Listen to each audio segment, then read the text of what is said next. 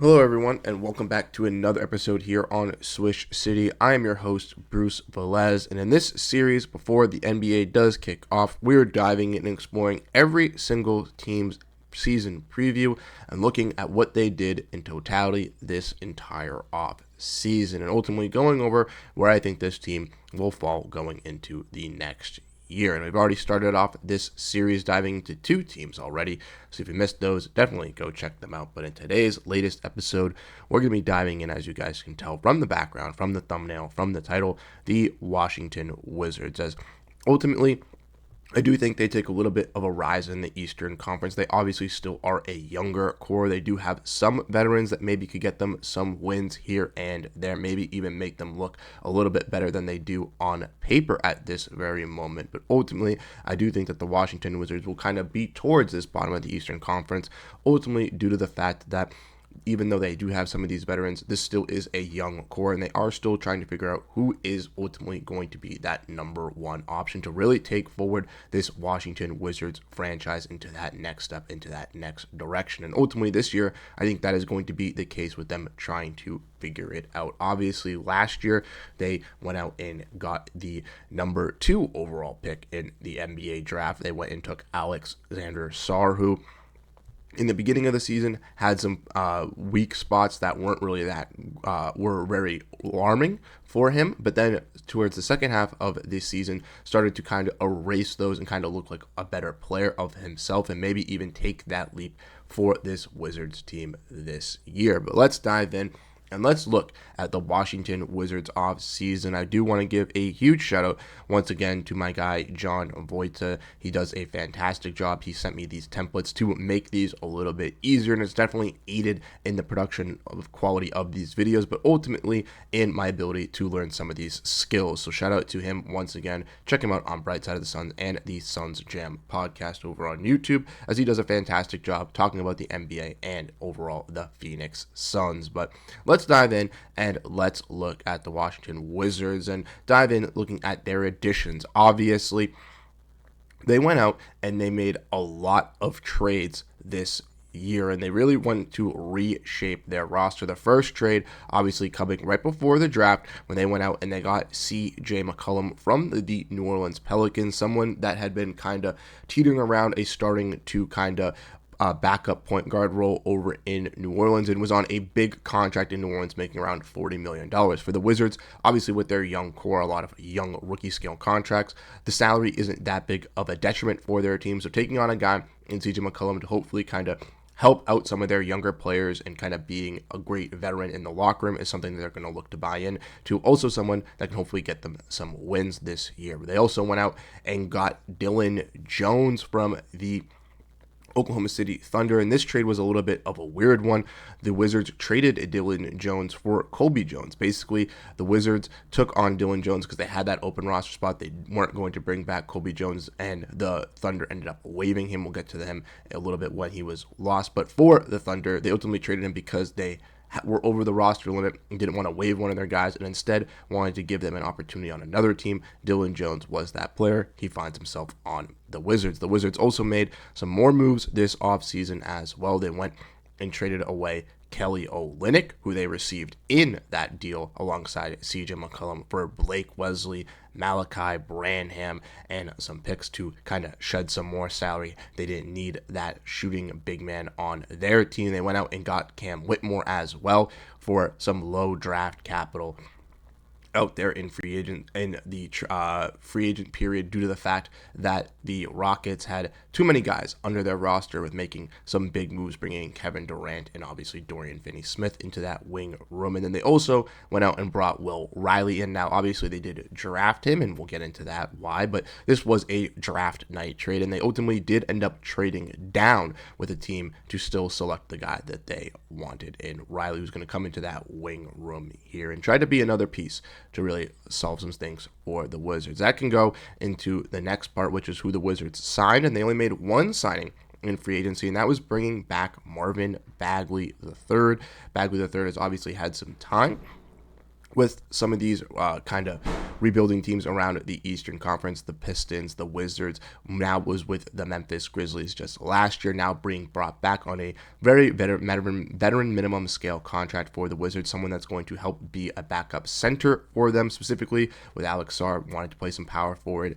And speaking of that, last year, maybe we'll get to see them run some big lineups with him there, and with them not having a lot of big men when looking at their depth chart, which we'll get to at the end of the video, I do think he'll end up playing some backup center. And then lastly, the three players that they did draft, Trey Johnson, who I thought was a perfect fit, and especially once they traded Jordan Poole away for CJ McCollum, I knew that this was going to be the selection that the Washington Wizards wanted to make if it was available. Johnson being one of the better shot creators and shot makers in this draft class. I really think he is going to find himself a big piece in that for the Washington Wizards, as they don't really have many of those players within this young core. And I do think if he can take himself to be that leap, this could be their product to build around. Maybe then you also have Will Riley, like I mentioned, who they did draft, trading back with the Utah Jazz. And then in the second round, they took a guard in Jameer Watkins, so they ultimately ended up giving a two-way contract alongside Tristan Vukovic, who's been with the Wizards for a couple years playing on a two-way deal, and also recently signing Sharife Cooper, someone who,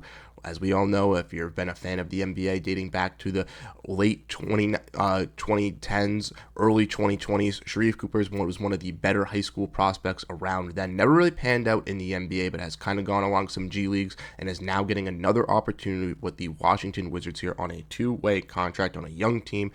Hopefully can succeed with the Capital City Go-Go, and then maybe later on in the season can earn himself to the regular Washington Wizards roster. Now that we went over who they added, let's go over who they lost this offseason. As like I mentioned, they've added a bunch of players to this rotation, so that ultimately means some players are going to have to leave. And like I mentioned, they obviously made that trade, the CJ McCollum deal, bringing in CJ McCollum, bringing in Kelly Olynyk, and trading away Jordan Poole and Saddiq Bey. Now, this deal happened, like I mentioned, before the draft, and it made kind of sense for the Wizards, ultimately taking in the veteran CJ McCollum, similar to how they did with Chris Middleton, Marcus Smart at the trade deadline last year, and trying to invest in those veterans with this young core. I really like that direction. And for Poole, ultimately, his time did seem like it kind of came up in Washington. He clearly wasn't proving to be that star that they really thought they traded for or could be when they moved off the Chris Paul contract. So finding out that he's just, pretty solid shot creator and scorer, but more than likely a better six-man or maybe just a filler starting guard, not really to take them to that next direction. They obviously moved off of him. Saddiq Bey did not play for them last year as he tore his ACL, which was a tradable contract, and for the Pelicans, I think can bring some quality wing depth to their rotation, already abundant over there, but clearly it's going to be another 3-and-D wing for them if he is healthy this season. Colby Jones, like I mentioned, he was traded in the Dylan Jones deal, Jones for Jones. He ended up getting waived by the Oklahoma City Thunder because, like I mentioned, they were over the roster limit. They were trading Dylan Jones because they had drafted Thomas Sorber, were already over the limit, had to trade someone. Then they end up waiving Jones. He ends up signing a two-way deal with the Pistons, trying to bounce back and find himself there, so we'll have to keep an eye on him. Kelly Olynyk was traded for Blake Wesley and Malachi Branham. He's going to go help out the San Antonio Spurs within their depth at that big man position. Obviously, with Victor Wembanyama getting Luke Cornett as a backup big, now they add a shooting backup big in Kelly Olynyk to add some dispersity to those lineups to really stack up that front court for when Wembanyama sits out. Like I mentioned, the Walter Clayton trade happened where they traded up. The Wizards traded down and the Jazz traded up to take Walter Clayton Jr.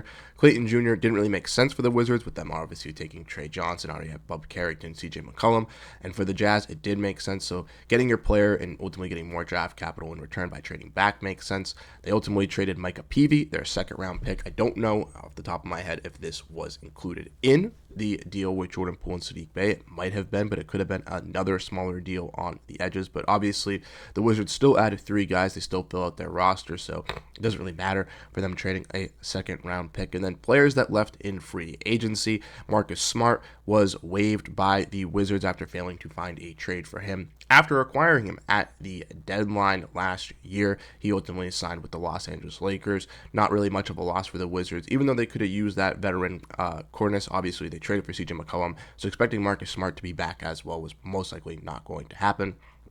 Blake Wesley, who was traded from the San Antonio Spurs, was someone that was also waived by the Washington Wizards. And all four of these players ultimately were waived by the Wizards. Blake Wesley ended up signing a deal with the Portland Trailblazers, trying to bounce back and find him a rotational spot over there after competing in the San Antonio Spurs guard room. Brogdon, obviously another veteran, someone that the Wizards tried to trade all throughout last season after acquiring him from the Kristaps Porzingis deal just 2 off seasons ago. He ended up signing with the New York Knicks and is competing to be on the roster and to make the final roster spot with that squad. And then Jalen Martin was a 2-way contract that was on the Wizards, was competing, trying to find himself a role. Ultimately, with Sharif Cooper coming in and bringing in Jameer Watkins, they do waive Jalen Martin, but he found himself in Exhibit 10 deal with the Philadelphia 76ers. He ended up getting waived from that Exhibit 10 deal, which makes sense. He's going to be playing with the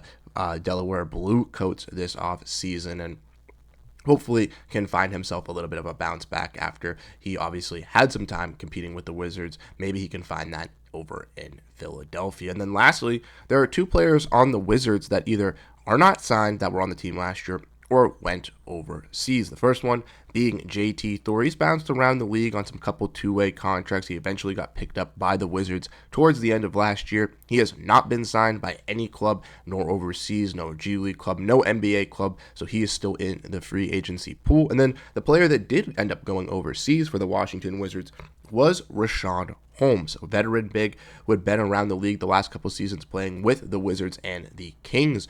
From my actual knowledge, hasn't been able to really find a home in the NBA these last couple years. Has kind of been outcasted to those bench lineups. Hasn't been able really to help himself over there, but now is playing with Panathinaikos over in Greece and has ultimately had a little bit of a great start over there. And who knows, maybe this is a little bit of a bounce back for Richaun Holmes to go play in Europe and then maybe come back to the NBA like we've seen with some other NBA players, or maybe he's found his new home in Europe where he is going to succeed.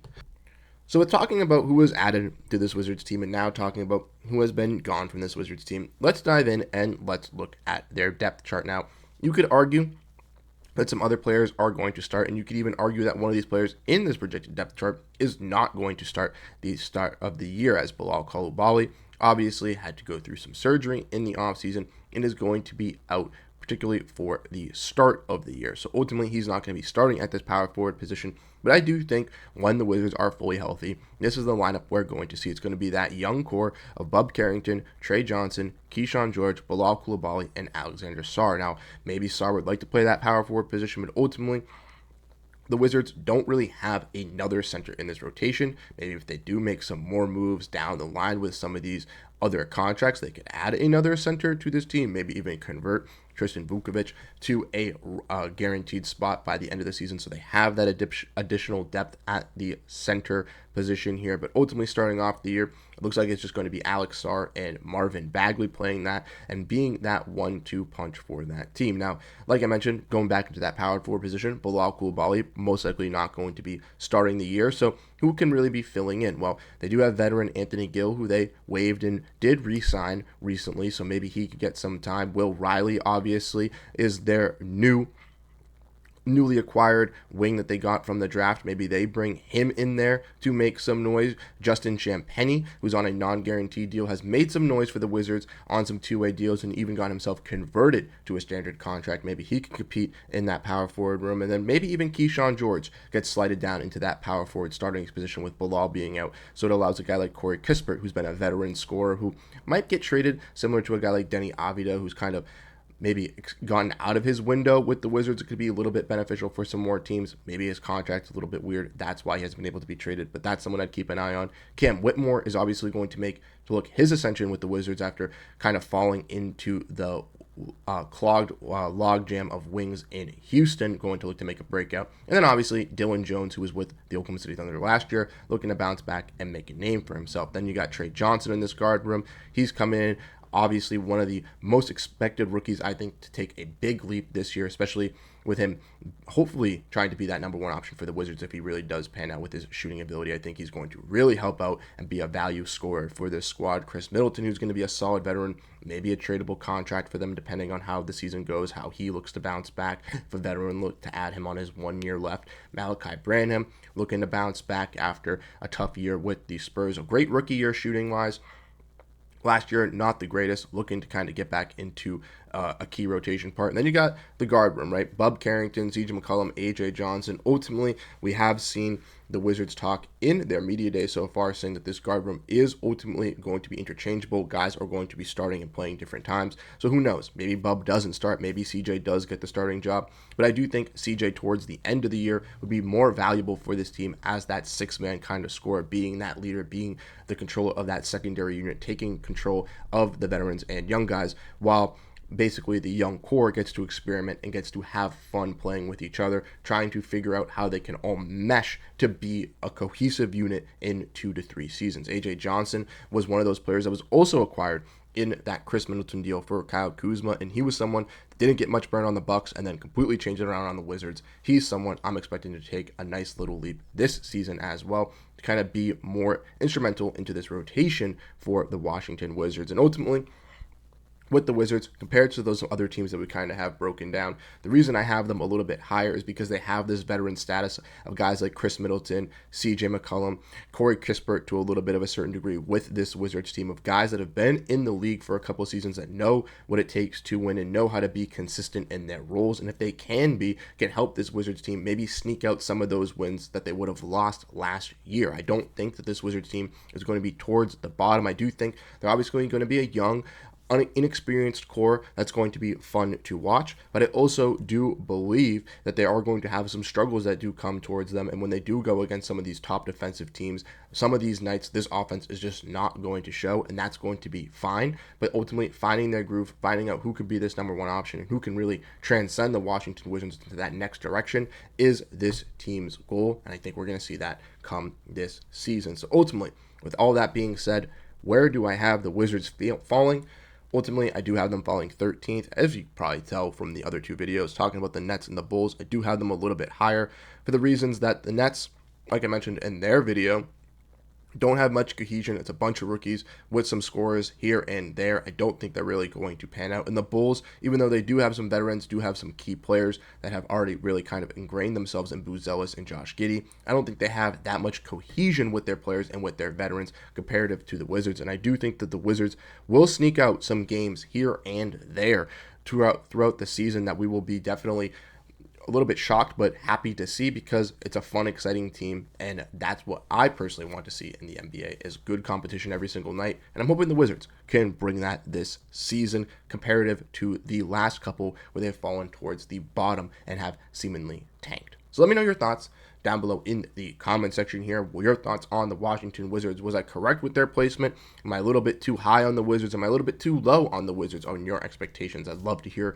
your thoughts down below. And if you missed the other videos, definitely check them out. If your favorite team hasn't been mentioned yet, we will definitely dive into them, as we'll be talking about every team leading up to the season. So definitely stay tuned with the series if your team has yet to be mentioned. I do appreciate all the love and support you guys have been showing. So if you do like the videos, definitely goes a big way if you hit the like, hit the subscribe button, so we can get some more popularity on this channel, as we're going to be riding this all into the season and then taking off with it as well. So once again, thank you guys so much for tuning in. I really do appreciate it all.